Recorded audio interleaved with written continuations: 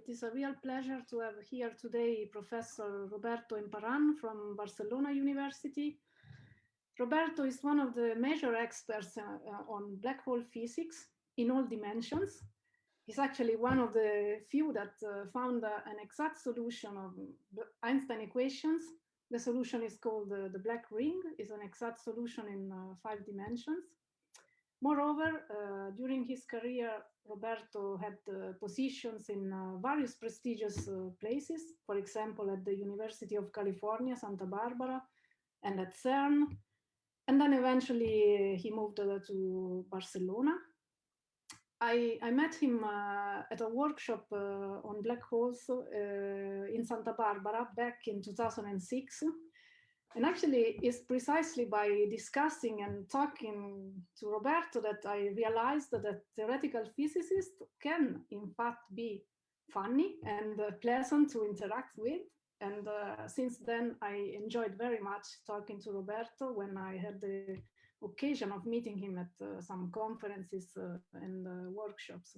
So I am very pleased to have Roberto here today in Perugia, even if it's just virtually. And I hope to welcome him in person at some point when the situation gets better. But so let's please hear Roberto's talk. Thank you, Marta, for this very kind introduction. Yeah, I remember it's 15 years since that conference. Yeah. Okay.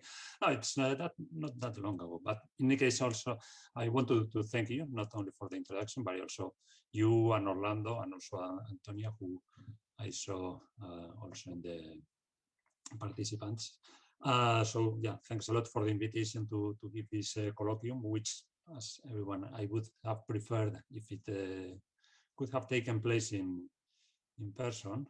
But yeah, it will happen. It will happen. I'm sure that I will at some point be able to visit you in Perugia and enjoy that beautiful town that you've told me that it is. So okay, so let me now start by saying that what I'm going to talk about is, as the title says, quantum gravity, but from a particular perspective, that of black holes, because you know that I mean, when you talk about you mention quantum gravity, well, people usually say, well, quantum gravity, we don't know how to quantize gravity. So then if we don't know how to quantize gravity, you may ask, well, what is this guy doing talking about quantum gravity, about something that we don't know anything about?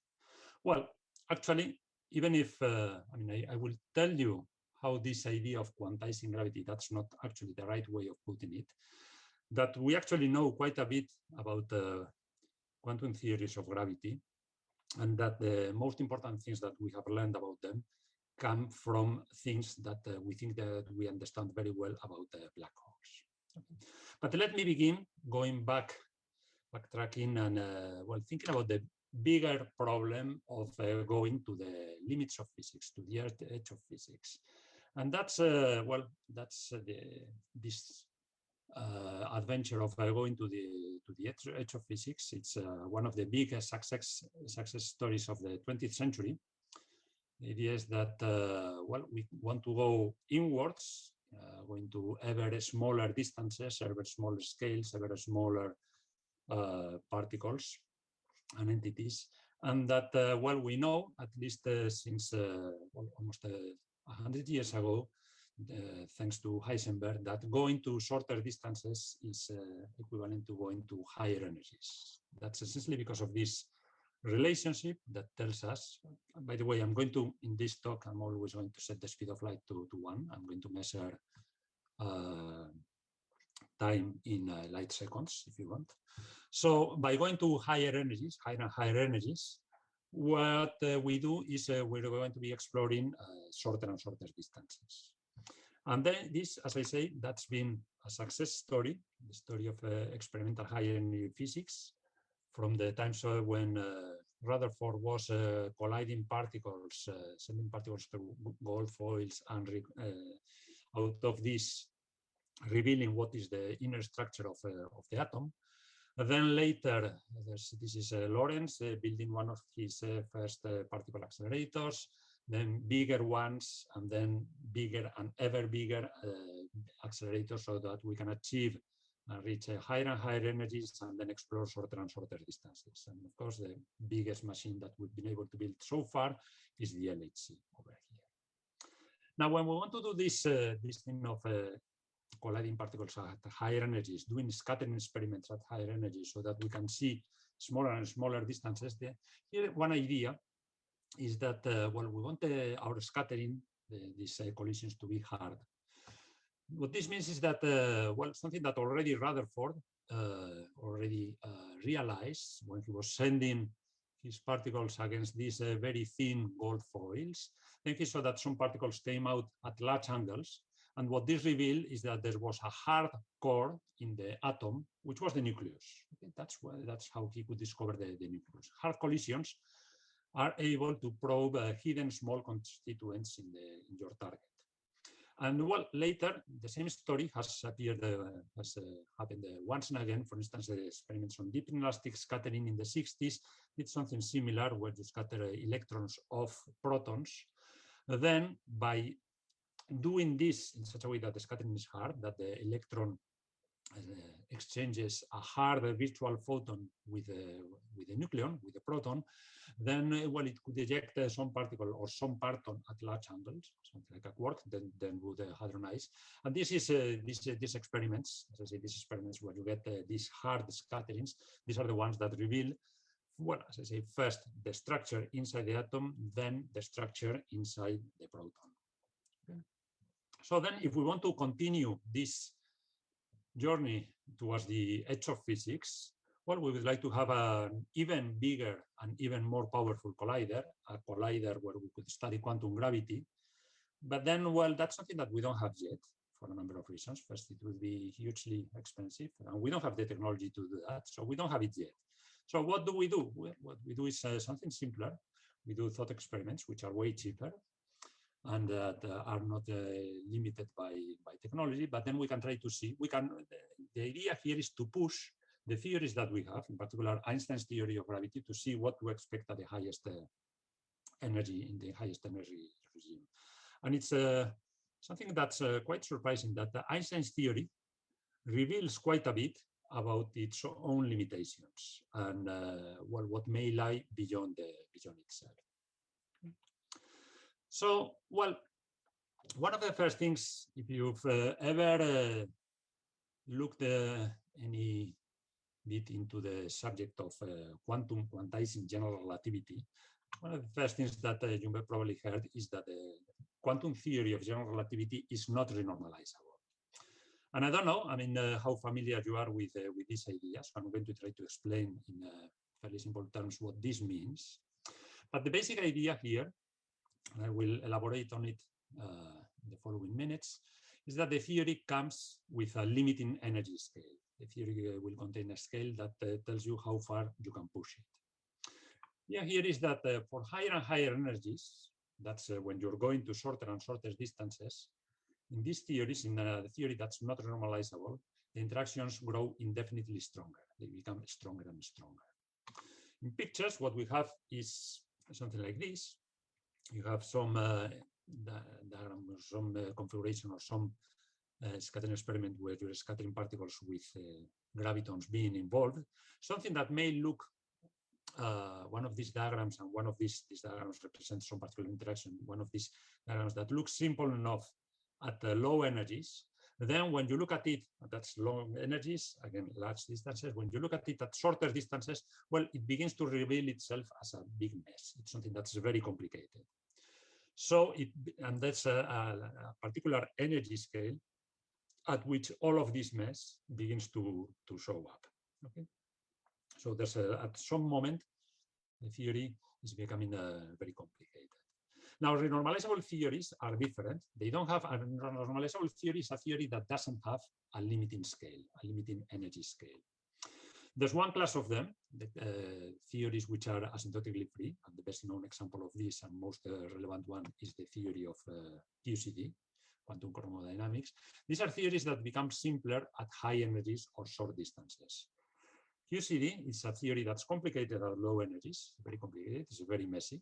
The protons are messy places. But when you look at it at the shorter and shorter scales, well, the theory reveals itself to be simpler and simpler. So if you zoom in on shorter scales, what you find is something that begins to look more and more like a theory that's interacting very weakly. That all of this mess, you can zoom it out. There are other theories, which are also theories normalizable, that don't come with a limiting energy scale. These are theories that are the same at all scales. They are invariant under changes of scale, so they are self-similar in that sense, a bit like a fractal. So in this case, if you have some process that involves exchanges between the particles of this kind, then you zoom out or you zoom in, and then what you find is something that looks very much the same as at the previous scale that you had.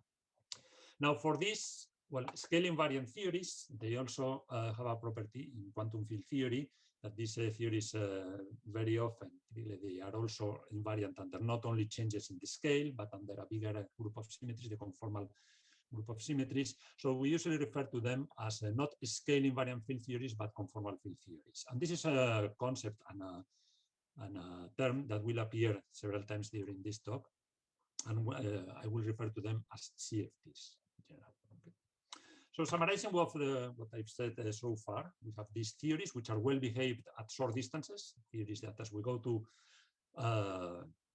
shorter and shorter distances, there's no limiting scale that tells us that at some problems, at some distances, at some energies, we find trouble. And then there are other theories which are unruly, which become unruly at very short distances. So the person who taught us these notions, who formalized them and who taught us how to think about them was Ken Wilson. And then, well, one of the big important pieces of advice or of wisdom that he passed on to us is that a good quantum field theory is a theory that is scale invariant, or in some specific cases like UCD or free at very high energies. Okay, so it's a theory that as you go to higher and higher energies, well, the theory begins to look more and more like itself. There's no scale in the theory. It's a scale-free theory. Okay. So then, well, where does gravity fit in all of this framework? Does gravity come with a limiting energy scale? And what's that limiting energy scale? Well, let's begin with the classical theory of gravity. The classical theory of gravity does not have a scale of its own. The classical theory of gravity, Einstein's theory, it's characterized by these equations. If you don't know what they are, it doesn't really matter. What you just have to take from here is that here there's geometry and here there's matter, and there's Newton's constant mediating between the geometry and the matter. And Newton's constant here plays the role of a conversion factor. It doesn't give us a scale. What it gives us is how to convert between different scales, between different units. In particular, it tells us, it's what we use in order to relate matter and geometry, which is the same as saying that it's what allows us to convert between energies and lengths. So as I say, it's a conversion factor, it's not a scale. And this conversion factor, what it does is that, well, given an energy, it allows us to associate a length to it. That's, if you know about black holes, that's in particular what we find for the Schwarzschild black hole. Black hole has a size that's proportional to its mass, to its energy. But this is something that you can apply in general. What this is saying is that you can measure masses in units of length. So for instance, well, the mass of the sun is 3 kilometers, and the mass of the Earth is 1 centimeter. And then you may ask yourself, what is your own mass in centimeters? Well, if you do that, you will find that it's a very small number, really a very tiny number. And you can just imagine, right? If energies and lengths are proportional and the mass of the Earth is 1 centimeter, well, your own mass is going to be much smaller. And I leave it to you to think about what does this mean? I mean, that your mass in meters is a very, very tiny number. I won't say it, and maybe we can discuss it if you want at the end of the talk. But one thing that we learn from here, that we can extract from here, is that, well, it now looks like going towards the edge of physics, if gravity is involved, maybe a reversal of what we said before, that if we go higher up in energies, then we're going farther out in distances. Okay? So higher energies correspond to longer distances. We will get back to this point later, but let's, I mean, all that I've said so far is just things for classical gravity, and we're interested in quantum gravity. So now if we put together quantum and gravity, do we get a length scale, or do we get some kind of a characteristic scale? Well, we do. And the first person to realize this was, in fact, the same person who introduced the H quantum constant, that's Planck. He realized when he had identified that as a fundamental constant of nature, that, well, using H bar or H, G, the Newton's G and speed of light and so on, that one could construct a natural system of units for all of physics. And well, the story goes that well, when he was working on this, one day he went on a walk with his little son, and then he told him, you know, I've made a very, very important discovery just today, or just yesterday. Part of it was the discovery of black body radiation, but apparently he also realized that well, the fact that there existed this complete natural system of units, he realized that it was something that was very important.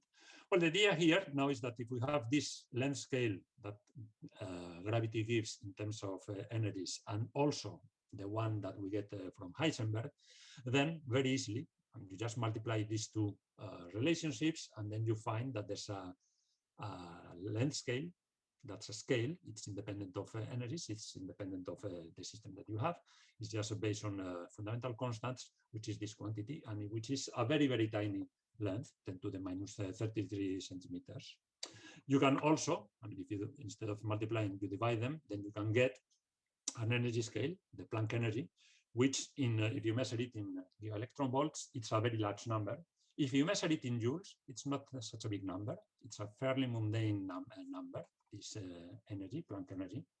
And again, that's something that I think it's worth thinking about what it means, that the Planck energy takes this value that you can find in conventional, I mean, a train traveling at fast speed has this kinetic energy, the Planck kinetic energy. So yeah, that's something that's interesting to think about, what it means. But for us, we're not going to talk about trains nor that. We're interested in quantum gravity. The existence of this energy scale in a theory that combines quantum and gravity, what it means is that the quantum theory of general relativity will have a breakdown, will break down when we reach this Planck scale. Okay? When we reach this energy scale, the energy of the Planck energy or the Planck distance. And what happens is, well, what we explained before, that the fluctuations of the field, you know that the gravitational field, it's something that responds to energy, and in general relativity, the gravitational field is dynamical. So at least in some, there's ways of assigning some energy to this gravitational field. And there's ways of doing that, but I mean, we can certainly think that the gravitational field acts on itself, it feeds on itself, and then it feeds on itself in a way that goes run away when you're at very, very low, at very, very short distances. Okay, so these interactions, they become stronger and stronger, and they become uncontrollable when you're above or at the Planck scale, or above the Planck scale, where with at energies higher than the Planck scale, or wavelengths which are shorter than the Planck length. Okay. So that's the problem of the non-normalizability of the quantum field theory of general relativity, which is something that happens when we go above the Planck energy. But we should bear in mind that nevertheless, the quantum theory of general relativity, it's a very good quantum theory of gravity, at least as long as we remain at sufficiently low energies. Okay? So that's one of the things that happens. These theories, a theory like this one, is a theory that we know how to quantize, quantum general relativity, simply that we are going to encounter a problem. The theory is not going to be usable anymore when we reach the Planck scale. So let's continue investigating properties of this gravitational interaction. You may have heard that people are these days, at least in some contexts, talking about gravity as the weakest force. Gravity can be the weakest force or the strongest force, depending on how you look at it. Gravity, why is this? consider that we are doing scattering between particles and that this scattering is mediated by different kinds of particles. If it's a scalar particle, say, and this could be a scattering in lambda to the 5 to the 4 theory, this coupling lambda that you get, that's something that's just a number, it's independent of the energy. So these scattering amplitudes, they don't scale with energy, but at least their dependence on energy is fairly weak. Whereas if you're doing is scattering, these are, say, electrons, and then you're scattering them in using quantum electrodynamics, well, you know that well, the photon or the electromagnetic field, it responds to the electric current. The electric current is something that's stronger when your electrons are moving faster, so the electric current is larger for larger velocities, which means that the interaction, the photons get more excited when you have large energies, because these vertices, they grow with the velocity, they grow with the momentum. So the amplitude for this kind of processes, it grows like the square of the energy. And gravity, what it responds is not to velocity, it's not to momentum, it's to the square of the velocity, because that's gravity responds to energy, to kinetic energy, and also to the mass here. Okay, so in terms of diagrams, what you get is well, instead of just one momentum here at the vertex, you get two. That's what would give you the stress in a tensor, which means that these amplitudes, they grow like the fourth power of the energy. And you see what this means is that at low energies, this is going to be very small. So gravity is the weakest force at low energies, but gravity is also going to become the strongest force when the energies become very large. And that's, in fact, if you restore dimensions properly here, then you will see that you can see that this happens as you're approaching the Planck length. Okay? So this grows in energy, it decreases energy in this way, and that's the reason that we can discuss gravity in these two terms. But what this means for us, since we're interested in going to higher and higher energies, what this means is that gravity dominates scattering at the very high energies. If you're scattering particles, the higher the energy is, at low energies, then gravity, you can neglect it. And that's why people at the LHC, they don't have to take into account gravitational effects in the interactions between particles.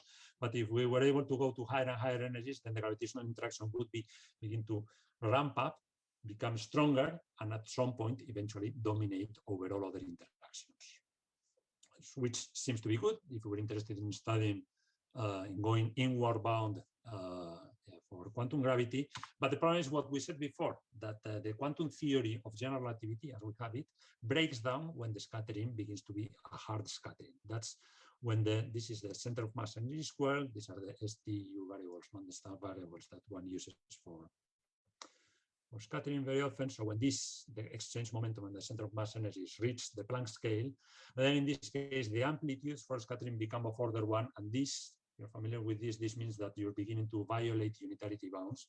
And then the theory essentially breaks down, becomes unusable. Okay? What does quantum field theory tell us that we should do in this case? What's the conventional wisdom?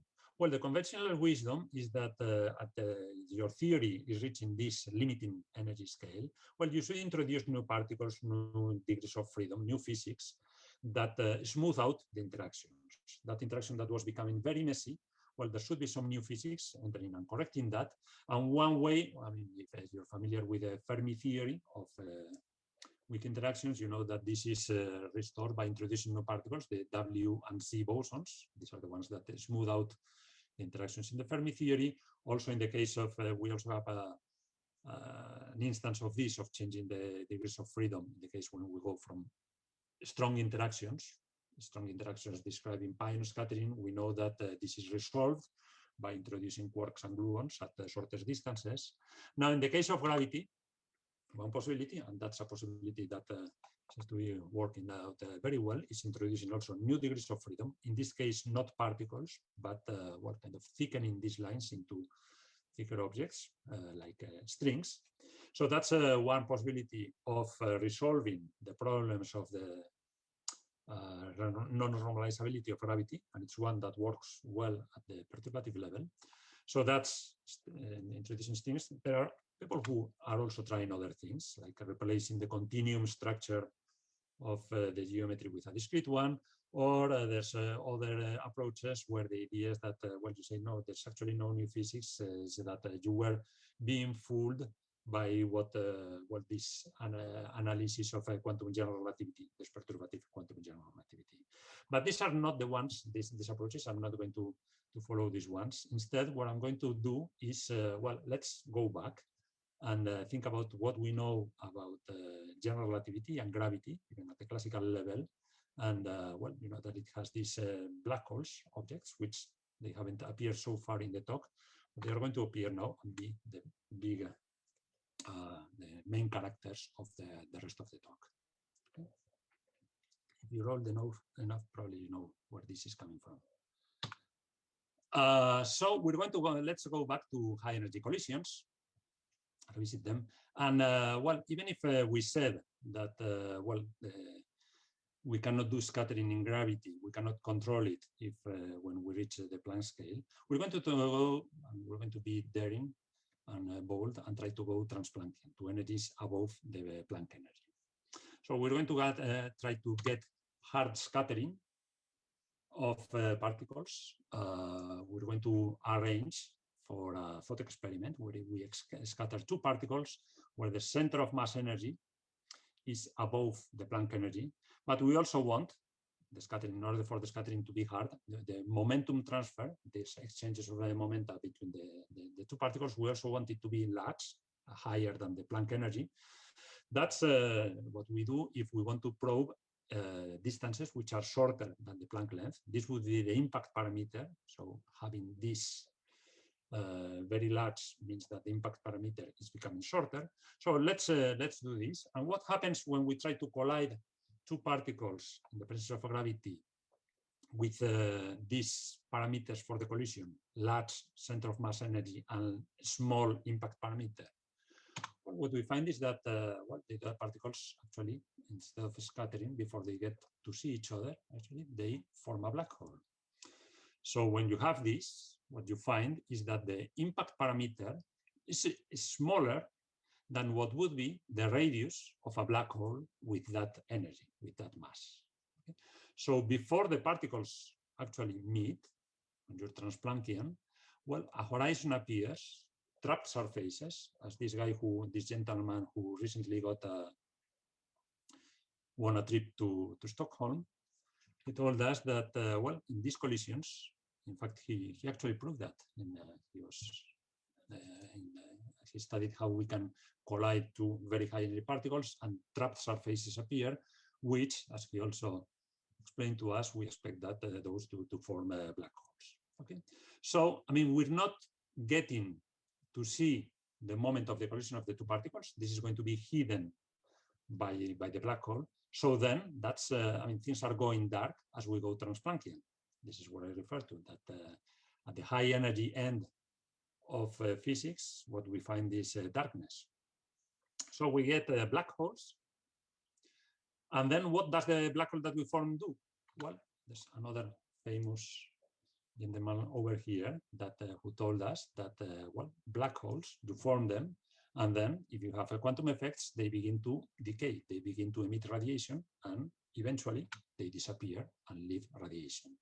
I'm not going to go into the details of this complicated, and there's a complex or subtle and confusing problem, the black hole information problem, but I'm just going to take the idea here that the black holes evolve by disappearing, emitting radiation, and leaving, at the end of the day, radiation, the energy, typical energy of this quanta of radiation that are emitted, this energy is smaller the larger the mass of the black hole. That's smaller the larger the energy, the center of mass energy or of our collision. So this energy, the energy of these photons that we find at the end of the day, is very small. It's much smaller than the initial energy that we started with. And we have a large number of them, because if they have a small energy, then we have a large number of them. And since our collision was above the Planck energy, then we have a large number of small energy photons as the result of our scattering experiment. So this is the idea. We start here, we form a black hole, the black hole begins to emit radiation, and then at the end of the day, we find this bunch of photons, of low energy photons. If we want to draw a diagram, that's the kind of diagram that we would be. This is the scattering process that we've been describing. So we were trying to, we wanted to go to Transplanckian energies in order to probe the hard regime of the theory, to see the microscopic constituents of the theory. But then, well, no, we couldn't. A black hole got on the way and hid that collision from our side. So what we're getting is that, well, gravity becomes a soft theory at Transplanckian energies, which is something that's kind of surprising. It's also interesting to know that strings scattering at high energies, it's also soft. I'm not going to mention that, but that's something that it's one of the indications that strings are kind of bridging between particles and black holes in many different ways. And one of the ways is this one. So that's something that we've learned just by thinking, doing thought experiments, just considering gravity, that gravity doesn't become hard. It's a theory that becomes soft and softer and softer as we go to higher and higher energies, which is something that goes against the conventional wisdom that Wilson taught us. So let's follow this path. Let's keep going down the black hole road. And well, let's pay attention again to what Wilson was saying, that a good quantum field theory becomes scale invariant at high energies. How does this work, or what do we do with this statement when we're doing this scattering where black holes form? Well, first of all, we can estimate, since we know how to compute this scattering, because we form black holes, and the black holes are, if the energy is large, these black holes are going to look quite classical. And the higher and higher energy, the more and more classical the black hole is going to be. So we can estimate that the scattering amplitudes for these processes, for instance, 2 to 2, that's very much suppressed. This is the amplitude for emitting a single quantum. You see that, well, these amplitudes, in any case, the idea here is that they don't become scale invariant, because you always have this scale over here. You don't get rid of it. If the amplitudes became scale invariant, the amplitude should just depend on ratios between the incoming and outgoing momenta. This is not a ratio of incoming and outgoing momenta. I mean, if you have just ratios of external momenta, then you don't have any scale, any intrinsic scale in the theory, but here the scale remains there. Let's try to do other things in order to probe the theory at very high energies. Let's try to put it at finite temperatures and increase, study what the theory does as you go to higher and higher temperatures. So that you put your system in some box, and then you begin to insert energy into the box, and then try to see, as you do it, as you raise the energy or the temperature in the box, then, well, degrees of freedom of higher and higher energies are going to get excited. So let's try to do this. And this is not a scattering experiment, but it's another experiment that should reveal for us some of the fundamental constituents of our system. If we do this for a theory, a conventional theory, a quantum field theory that behaves in this Wilsonian way, that at high energies is scale invariant, then you can very easily see well, how the number of degrees of freedom that you're exciting, and this is something that's measured by the entropy. The entropy measures how then, well, what's the number of degrees of freedom that you have excited at that energy. Well, a scale invariant theory behaves very much like a gas of radiation of photons, and for a gas of photons in d dimensions, I'm going to do this, then, well, it's very easy to see that the energy and the entropy behave in this way. So the entropy as a function of the energy, in terms of also involving the volume of the system that you have, it scales in this way, with this dependence of the energy and this power of the dimensions. Okay.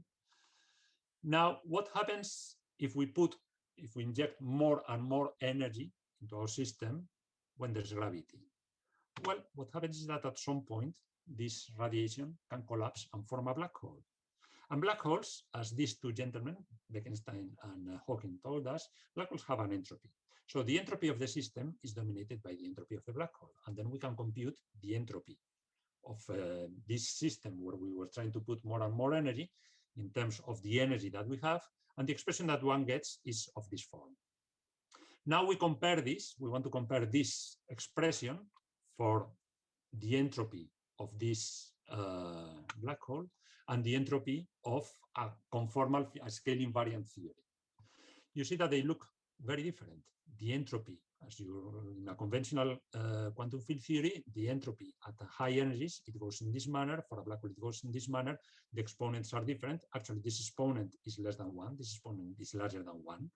And then, well, what this is saying, again, it's this problem that, well, black holes seem to imply that scale invariance is not present at high energies. So this idea that we've been trying to develop, that well, trying to see, going to higher and higher energies and trying to see whether there's some quantum field theory that describes quantum gravity, that doesn't seem to work. Quantum gravity does not seem to fit that Wilsonian paradigm, which is to say that quantum gravity is not a CFT. And if it's not a CFT, then what do we do? I mean, how can we make sense of this?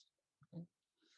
Well, let's keep going along this road full of black holes. We have to be careful, but let's stay on the same road. And let's go back to this observation that we made earlier, that gravity at high energies seems to be exploring ever larger distances. We go to higher and higher energies, and then what we're actually probing is not smaller distances, but larger ones. Okay. So then at some point, you may think, well, if we're exploring higher and higher distances, then at some point, if we go to the very edge of physics, the very regime of the highest possible energies, then well, we're going to be able to sense very, very long distances and of the asymptotic properties, the long distance properties of the geometry of the space-time that we're in, which from the Wilsonian point of view is something that's absolute nonsense, but this is where gravity seems to be leading us. So we're going to do what we're going to do. What I've described before, we have black holes or particles colliding in spaces which are essentially like Minkowski space at large distances, what we call asymptotically flat spacetimes. But we're now going to explore what happens if we do these experiments like the ones that we had before, putting these and colliding these particles, or putting the system at finite temperatures, injecting energy and trying to see what we learn. We're going to do this for spaces with other asymptotic behavior, with other long distance behavior. And the one, I mean, you can do this, for instance, for something that looks like our universe. You know that the universe, well, there's a positive cos, there seems to be something that looks like a positive cosmological constant, maybe the universe, the sitter. But then if you begin to do this, then you find very confusing properties. So maybe you can say, well, let's just to play with the idea. Let's instead of to de Sitter space, go to what's called anti-de Sitter space. Anti-de Sitter space is a space that behaves something like it's kind of a box that tends to confine things. So just like de Sitter space is a space where things expand, and that's the accelerated expansion of the universe, where things kind of get repelled. In anti-de Sitter space, the effect is the opposite. It tends to make things come together and collapse. There's an attractive gravitational potential like this. So in a sense, anti-de Sitter space works like a box, putting things in a box. It doesn't let things fly away easily, but it's a box that's covariant. I mean, it doesn't have actual walls like conventional boxes, but we can think of it, as I say, as some sort of box. And now we begin to inject energy into this anti-de Sitter box. And then as we inject energy, as I said, well, we form black holes. And if we inject a lot of energy, then we're going to form large black holes. And these black holes, they will begin to feel that they are inside a box. In particular, the radiation is going to be, I mean, it's not going to be able to escape away easily. Its wavelength, it's going to be comparable to the size of the box. So things are going to begin to look different for this system.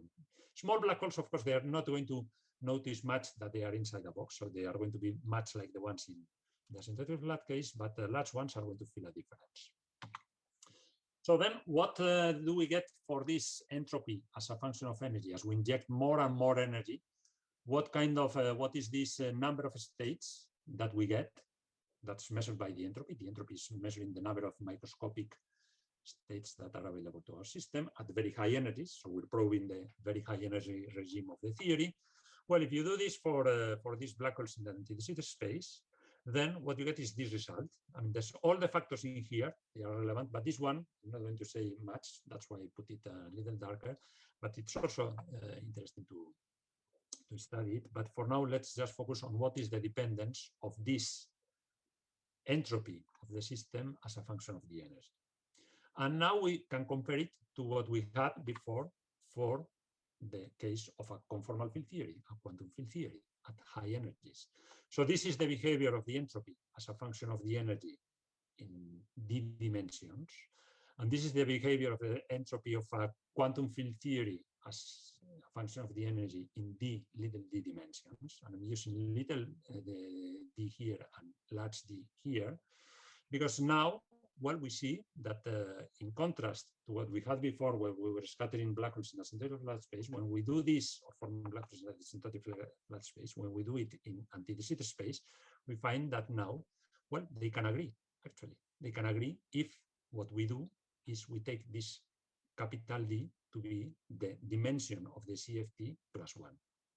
So what we can do is then we can identify our ADS results with the conformal field theory results if we're willing to do this thing, to relate systems that live in a different number of dimensions. So earlier we had concluded that quantum gravity couldn't be a conformal field theory, but now we can say, what we're saying is that quantum gravity actually can be a conformal field theory, at least if we do it in anti-de Sitter space, and also if we relate them in different dimensions. Okay? So that's one way of arriving at evidence of, well, something that I'm sure that you've heard about, this duality or this correspondence between quantum theories of gravity in anti-de Sitter space and conformal field theories in one less dimension. This is the famous Aldacena correspondence that gives us a formulation of quantum theories of gravity at distant spaces which are asymptotic to anti-de Sitter space with a negative cosmological constant. And you notice that here people sometimes put, well, the two arrows equally in the two senses. Actually, and here I'm putting one of them big one and the other one smaller one, because I don't think ADS-CFT is actually a duality in the sense that both sides exist independently of each other and they are equivalent on both on equal terms. We have actually, I think it's precisely zero evidence that the duality works exactly in the two directions. It works, so the quantum field theory defines for us a theory of quantum gravity in one more dimension. Then working in the other direction, we start with a formulation of the theory on the gravitational side. This is something that can work in perturbation theory, in string theory, but I don't think it can work beyond the perturbation theory. But that's something that, well, for those of you who are more familiar with this, you may or may not agree. Some people agree, some people don't agree, but I think that, as I said, the duality or the correspondence, not the duality, but the correspondence should be taken in this sense, okay? That this side is fundamental, this is something that's less fundamental. But both of them are important, okay? This little arrow here, it's also important. I'm not saying that it's something that should be dismissed. So what are we learning for this? Well, first of all, we're learning that quantum theory is fundamental, whereas gravity is emergent. Gravity is something that follows from the quantum theory. Okay? Then, well, what we also learn is that we don't have just one, it's not a unique theory, but what we have is a paradigm, these dualities, these holographic dualities. They are called holographic because these are theories. This is a theory that doesn't have gravity, this is a theory with gravity. But just like a hologram, something that describes a flat hologram can represent a three-dimensional object, then this flat theory, in fact, it can be living in a flat space, but it's in one less dimension, can describe gravity in one more dimension. Okay? So that's a paradigm. Holography is a paradigm, not just a unique theory. Which is, I think, something that's interesting because if you saw in my title, I didn't say, I mean, I didn't want to talk about the theory of quantum gravity. I talked about quantum theories of gravity. And here the terms are chosen carefully because it's not that there's a single theory of quantum gravity, there's many theories that are possible, and it's not quantum gravity, but quantum theories that contain gravity or that reproduce gravity. We're not quantizing gravity. Quantizing gravity is something that's fine if you're below the Planck scale. If you want to go above the Planck scale, I don't think that it's quantum gravity. What we have is a quantum theory of gravity, a quantum theory that contains gravity, and not just one. In principle, there's many quantum field theories. You could say that even all quantum theories which are well-defined are some in disguise. They are quantum theories of gravity. Only a few of them will have a symmetrical regime with large black holes and gravitational waves of them. That's something that we don't fully understand yet. But in principle, that's the idea. Okay? Quantum theories can describe gravitational theories. Gravity emerges. And gravity emerges, and the gravity emerges, space emerges out of the quantum. Not time, but space emerges. How does space emerge? As I said, I mean, we have a theory, a quantum theory, that doesn't have gravity, but somehow grows an additional dimension. What is this additional dimension? Well, the additional dimension is actually the energy scale of the quantum field theory. More deeply, and that these are things that are being developed these days, and we're trying to understand them better. Space emerges out of a quantum entanglement. That's something that as I said, it's important, but I'm not going to have much time to discuss that. So we've learned this. We've learned several other lessons, which we may discuss later if you want, from this fact that now we have complete formulations of quantum theories of gravity. So if anyone tells you, well, we don't know anything about quantum gravity, then you say, well, what do you mean by we? What do we mean by no? And what do you mean by quantum gravity? Because maybe you don't know about the quantum theories of gravity, but most of the people working on quantum gravity do know something about quantum theories of gravity, and we do have complete formulations of them. It's not that we understand everything about them, but we do have formulations of quantum theories of gravity. Okay? And whether or how they could describe our world, that's something that's different, but we have quantum theories of gravity that have gravitons, that have black holes, that have all the things that we know and love in gravity. So we have made progress in quantum theory of gravity, even if we're not at the end of the road yet. But how did we get here? And just to recap a little bit on how we arrived at these conclusions. Well, this has been essentially following and taking at face value what these people have told us about black holes. So Penrose told us that black holes form as you increase more and more the energy densities. When you go to higher and higher energy densities, you're going to form black holes. So going to higher energies and trying to go also to shorter distances, at some point you encounter these black holes along the way. Then Bekenstein and Hawking told us that these objects, that they behave in thermal ways, that black holes radiate, that they contain, or that they have an entropy, which is a measure of the number of fundamental degrees of freedom that get excited in them. And just by following this, we've arrived at this idea of holography, this idea of these formulations of quantum theories of gravities. And let me, just before I finish, and in a bit more of a speculative way, because I think that what I've said so far is not speculative. I think that there are things that we understand, at least not in 100%, but we understand fairly well. I think it's something that's fairly robust knowledge that we have. But there's something here, there's interesting things that we can also extract. And one of them is that, well, these conformal field theories, at least when we go to your higher dimensions, the conformal field theories that give us instances of these quantum theories of gravity, holographic quantum theories of gravities, are theories of a Young-Mills type. These are non-abelian gauge theories, where the objects that we have are, these are matrices, so this is the space-time index, but then these are color indices. This is a matrix that in these dualities, it should be a large matrix, what we call a Larsen matrix. These indices should run over many values, not like in QCD where they go just 1, 2, 3. We want them to go to 1, 2, 3 and a very large number. So these are the theories that we have for quantum gravity. But in general, we can abstract them and then consider more generally that we have theories of matrices, quantum mechanical theories of matrices, where degrees of freedom are matrices. And this is not just like when you know that, well, of course, matrices, you encounter them in quantum mechanics. This is what Heisenberg did, actually. But that's for him, matrices appear when you went from classical variables to quantum variables. So some classical variable became an operator, and that's a matrix. Here already, I mean, we begin with variables that even at the classical level, they could be matrices. But then we want these matrices to also become quantum mechanical. So we can consider quantum mechanical theories of matrices where we only have time and we don't have any space directions. And then in theories like this, and generally in theories of this ADS-CFT type, well, how does space-time appear in terms of these matrices?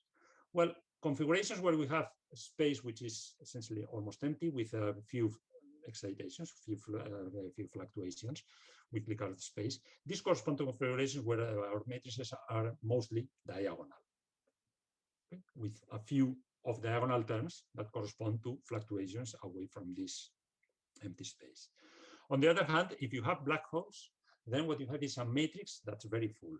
I mean, this matrix contains all of, or a large part of its entries. They are active. I mean, in fact, they are varying, fluctuating chaotically and very fastly, scrambling these matrices. So, I mean, that's a picture that's emerging out of what we have learned from these studies of these models. There's some of these models which are these matrix models which are better defined, and some of them may even, there's an old matrix model, well, not the oldest, but the matrix model, matrix theory. That's the idea was that it would capture aspects of this M theory. M theory is something that encompasses all of the string theories and more.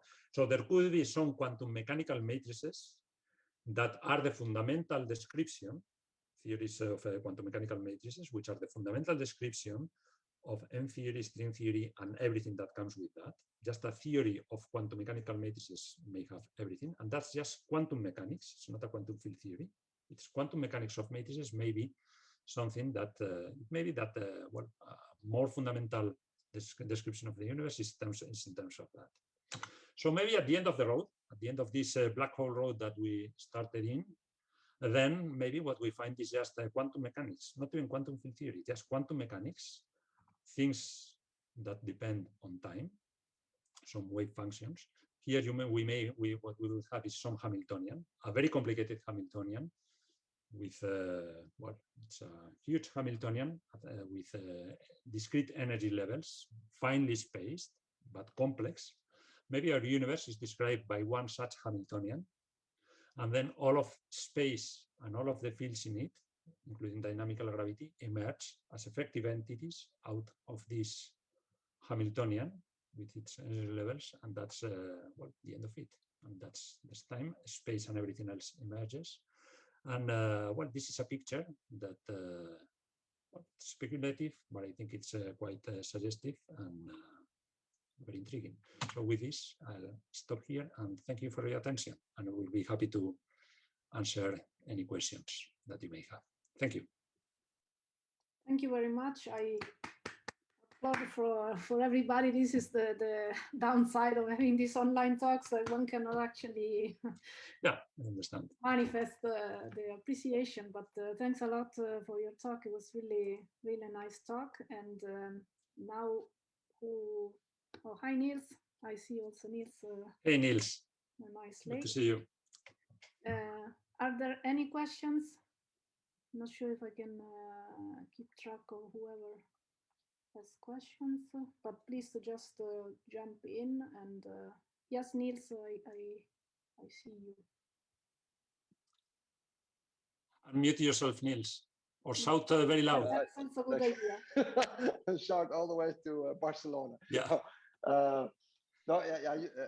Two questions. One was about the statement that you also made. You said maybe not everybody agrees that the duality only works from the left to the right.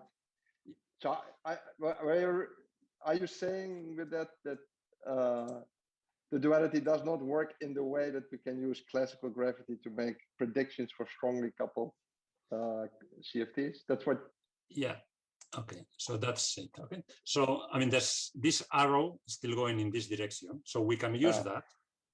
But I think that the evidence that we have is that this works only perturbatively in 1/n. We don't know how to define string theory other than in bulk gravity or bulk strings. I mean, in terms of wall sheet variables, we only know how to define strings perturbatively. Any non-perturbative formulation of string theory that we have is a theory of matrices, something that starts on this side. I think that we don't have any evidence. Even string field theory, I think that people are more and more people who work on that are agreeing that it's something that's useful for reworking or reformulating perturbative string theory, but not for giving a complete, at least theories of closed strings. Okay, so what I think that we don't have any evidence for is that we can have bulk formulations of quantum theories of gravity, complete non-perturbative formulation of quantum theories of gravity based on bulk variables, as if these theories are theories that have propagating gravity and black holes. In low dimensions, we may have, we can have different variant theories of gravity. Just the wall sheet of the string is one of them, but it doesn't have propagating gravitons. It doesn't have black holes. So I don't think that we have evidence that this side can be described or can be formulated non-perturbatively in terms of just bulk variables. I think that that's something that there are other arguments that one can. Strings. If you think about what happens with strings and wall sheets, if you go to finite coupling, small coupling but finite, that's something that would be beyond perturbation theory. Okay, so I think that what happens is that essentially the wall sheet begins to be full of holes. The wall sheet begins to be full of holes. Also, the spectrum of string theory, you know that in order to get the good ultraviolet behavior of string theory, it's essential to have a spectrum that extends all the way to arbitrarily high energies with very specific properties. Okay, all the tower of string states has to be there, and that tower of string states is something that, and you work it out perturbatively. That's at infinitesimal coupling, even if you want to strictly zero coupling. Now, what happens if you go to very, very high energies while keeping the string coupling finite as small as you want, but finite? Well, at some point, your high energy string resonances and the high energy states are going to look less and less like strings. They are going to look more and more like black holes. Their behavior is going to be very different from the one that the string perturbation theory tells you. And that's something that is going to happen at any finite. Finite coupling already. So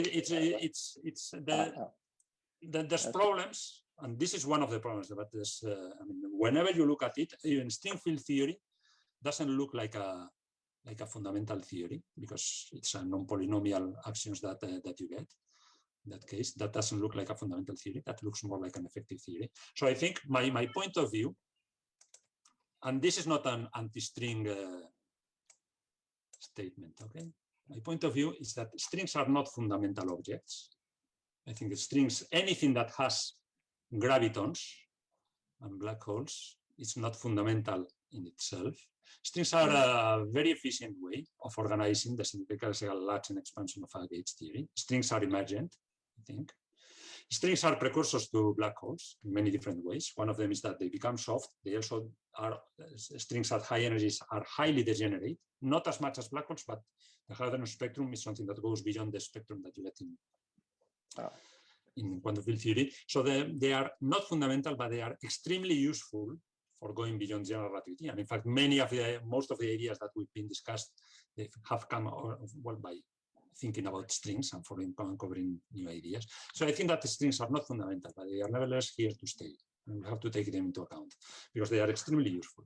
And we cannot throw them away. They are, in ADS-CFT, whenever you have a gauge theory, this gauge theory has strings, not fundamental strings, like the QCD strings, Young strings, but they are there. They may approach something that looks fundamental, but only perturbatively, at very large n. At very large n, yes, but only perturbatively. So that's my point of view. Yeah. No, again, that was almost very duality. clear answer. Almost duality, but not quite. As I say, some people say, yeah, of course, yeah, we've known this for long, and some people say, no way. So I don't know. If anyone gives me a non-perturbative formulation of a string theory based on bulk variables, wall-sheet variables, I will be very happy to see that. But every day, when I see some paper in the archive that says something about proving ADS-CFT or something about this, I try to see whether they are making progress in this. And no, there's zero evidence that the duality goes exactly in the two directions. There's very strong evidence of the direction. I think, and actually believe that the evidence is overwhelming in this direction, and in the perturbative way, in 1 over n, I think the evidence is also overwhelming. But that's, if we're evidence-based, then I think the statement is something like this. Thanks a lot. And that's something that I love to discuss about, okay? Because if anyone proves me wrong, I will love to see that. Luca? Roberto, thanks a lot for a very inspiring talk, I would say. I would have a million questions, but I will just ask two. At the beginning, you were talking about two types of behavior of quantum field theories, a conformal behavior somehow and an asymptotic free behavior. But as you know, there is also, I don't know, a Landau pole behavior. Yeah. And what happens? So this doesn't play any role in your arguments? It's something that is there. I didn't want to mention that because it would be, it was some detail. That's, QED or theories with Landau poles, they are normalizable only perturbatively. So non-perturbatively, we don't think that QED is well defined. So that's further. So QED by itself, non-perturbatively, it's not. We don't think it's well defined. It has Landau poles. So that's again. QED perturbatively, it doesn't contain any energy scale. But if you do some. QED, even the non-perturbativity is not well defined also because it's not the expansion is not convergent. It's only asymptotic. So that's one more. There's more to the story that I said. Okay, and there may be more complicated behaviors, like you may have limit cycles, not fixed points, and then the story can be more complicated, and Landau poles are part of that. Yeah. Okay. And the fact that we are actually in a DS space instead of an EDS space doesn't change things. It changes things a lot. Well, we don't know whether we are in the Sitter space, right? We know that there's some. For a few billion years, the universe seems to be behaving like there's something that might be a cosmological constant, but whether it's a cosmological constant or not. And we're within the Sitter space on the Hubble scale, but at longer scales, we don't know. We don't know what the universe is like. Imagine that. That's something that sometimes I like to say, just to be a bit provocative.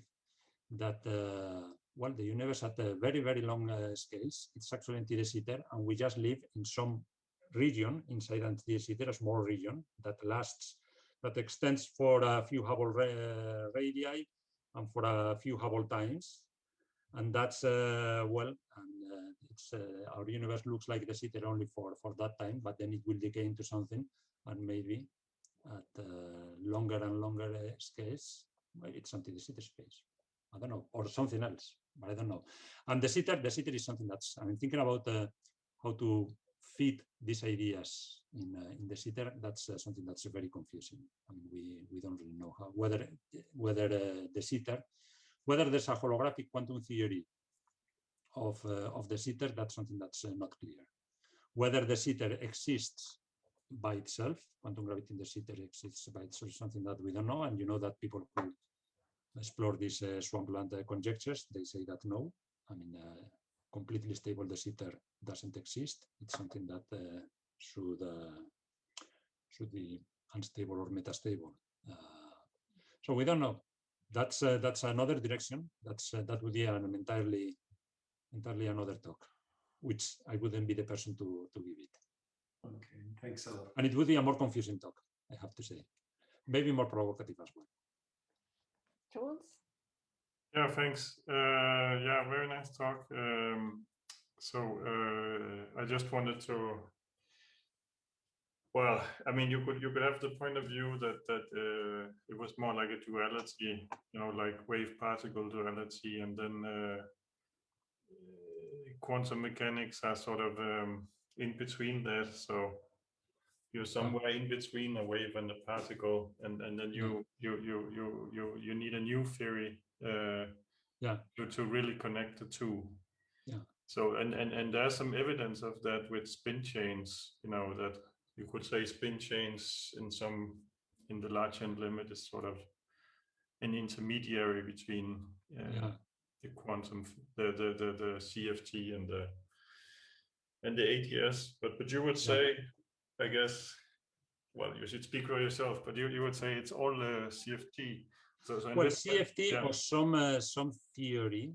I mean, that's I think that exploring this and trying to probe these ideas, of course, is extremely interesting. Okay, so I mean, as I said, if there's any evidence that we can go beyond what I said, that's fine. But I mean, spins and also things like the integrable sector of the theory, what's it called, the BMN formulation, all of these things, I think that they don't actually go beyond. I mean, it's CFT or something that's non-gravitational, some theory, quantum theory that's non-gravitational. We want to go beyond local quantum theories. We want to see whether we can go beyond that. That's one thing that, for instance, if we want to go to de Sitter or asymptotic flat spaces, we will have to do if such theories exist. Then in other cases, conformal theories, other systems which are simpler than conformal theories. Of course, they are interesting. They are very, I mean, like people have been exploring.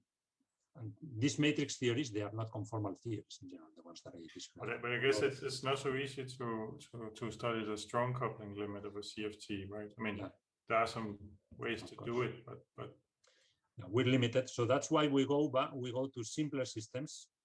Possible, I mean, things like spin chains or some quantum mechanical systems, SYK systems and others.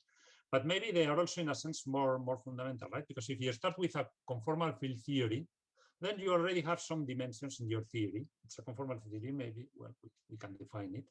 But if you go to something that's quantum mechanical, well, first of all, you get rid of many infinities, or the infinities, they are packed all in the large n aspects, and then they are under much better control. Yeah. The fact that everything could be at the end of the day, not quantum field theory, but quantum mechanics, I think that's quite interesting, because also here we're just growing one dimension. Okay, holographically we know how to grow one dimension. Then other directions, like here, I mean, there are other dimensions that I'm not drawing. The S5, if you do ADS5 plus S5, kind of sigma model directions. So some of the directions will have to appear as probably sigma model directions. That's the way that they appear in the BFSS matrix model. You get the 11 dimensions. One of them is holographic. So the theory has time. There's the holographic direction, and then there's 9 sigma model directions, okay, of the D0 grain. So there's a combination of, there's different mechanisms in which space emerges. Time doesn't emerge. Time remains fundamental. So when people, I mean, that's one of the big puzzles, right? What's the problem of time? Is time fundamental or not? Well, in this. So you could say, to paraphrase you, like 100 years ago, they were, you know, they had the duality between wave and particles, and that was solved by quantum mechanics. And now you're saying we have some sort of duality between gravity and quantum field theory, and that's also solved by quantum mechanics, perhaps. Yes, by quantum mechanics. I think quantum mechanics is at the end nice. of the day. Yeah, at the end of the day. Yeah, I don't know if I went on rambling, and I think I didn't answer your question about spin chains at all. I mean, I said some things that were kind of circling I around. guess yeah, nobody really knows the answer, but you would say that CFT is sort of the fundamental side, yeah. Here, yes, CFT or some quantum system. Right. It's a quantum system. The ones that we understand better are the CFTs. So, but some quantum system and the spin change, I mean, they are quantum systems, right? I would think. Right. So, yeah, they are systems that have quite a rich structure that allows you to. But I don't think, I'm not sure. I don't think that you can. And that the bulk is still emergent in them. Yeah. Well, I don't know. There's some results of Berkowitz where he tries to make the string theory well defined also for finite. Non-perturbatively. For finite, what? For finite ADS radius, which in some sense is non-perturbative, I guess. Yeah.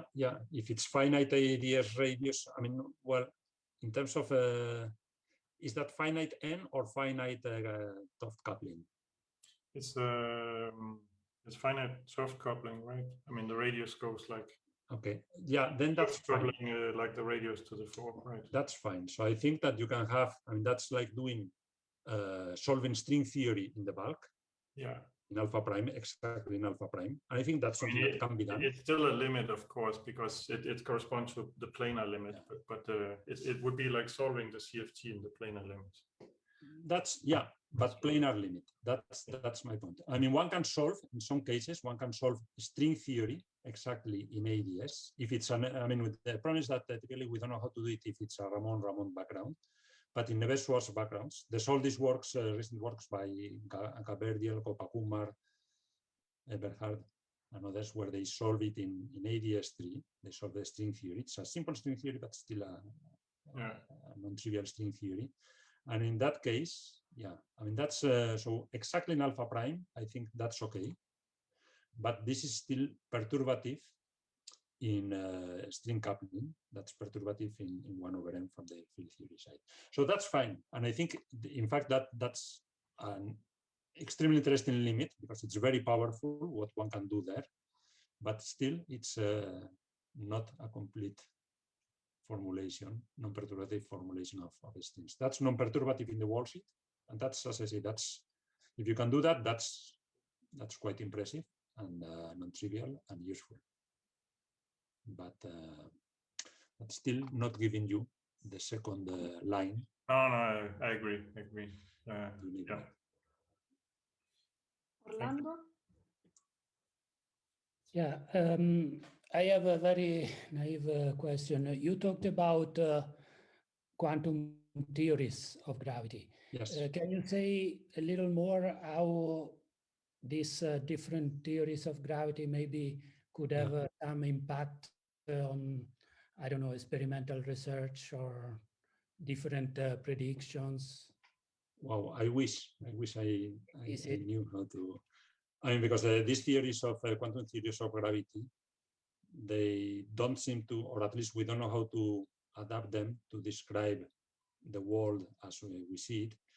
Of course, we can begin kind of jumping, taking some leaps and making some assumptions, and then, but I don't think that we can really extract, at least in terms of predictions for quantum gravity in our world.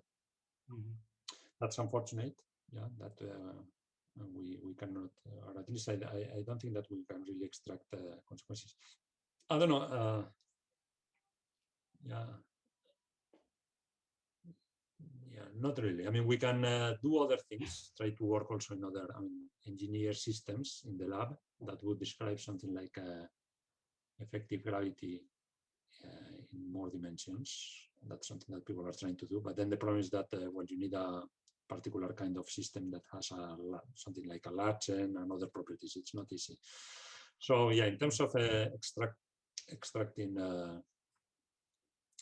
consequences for observations, I don't think that there's much. You can go in other directions like applied holography, but that's starting from here and try to learn about this, which I think is something that's of course extremely interesting. but it's not the fundamental direction of quantum gravity. It's something that can be, I mean, for people who study the quark-gluon plasma and such things, but that's not for learning about quantum gravity directly. So yeah, the answer is, if you ask me whether I know of any of that, I'm afraid that I don't. Okay, thanks. I think there have been many questions. I don't know if I can take 1 extra minute of your time, Roberto, for a question about something that you wrote that I thought it was interesting, and you didn't have time to go in detail, but at some point you had a comment with some deep comment about the space out of quantum entanglement. Oh yeah. I don't know if you can... Well, I mean, these ideas that, let me say, where did I have this? Yeah.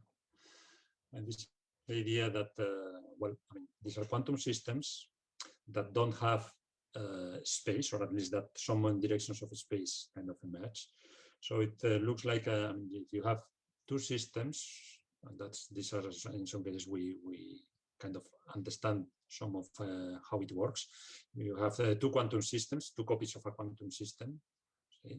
And then, well, they are independent, but what you make them interact, and they then become entangled. So in these systems, we can see how, in some sense, and there's a sense in which the entanglement kind of glues the two systems together. And this entanglement, when you have a large enough amount of entanglement, you have a large number of qubits on one side, you have a large number of qubits on the other side, to entangle qubits in one side and the other side, just like you can entangle bell pairs. And then this, when you have a large amount of entanglement, this works like growing space in between the two systems, a space that looks like a wormhole, actually, that's joining the two systems. And that's a picture that it's kind of more or less understood in some simple systems, but I think it's still much more to develop, how entanglement is kind of the glue that creates space in between two systems. And there's this idea also that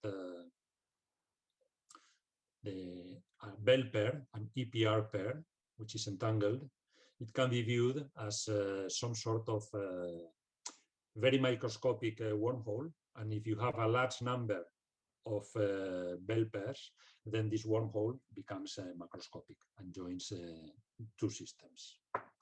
That's what kind of roughly what I meant here. But this is something that still needs to be more developed. It's something that's extremely suggestive, but still in progress.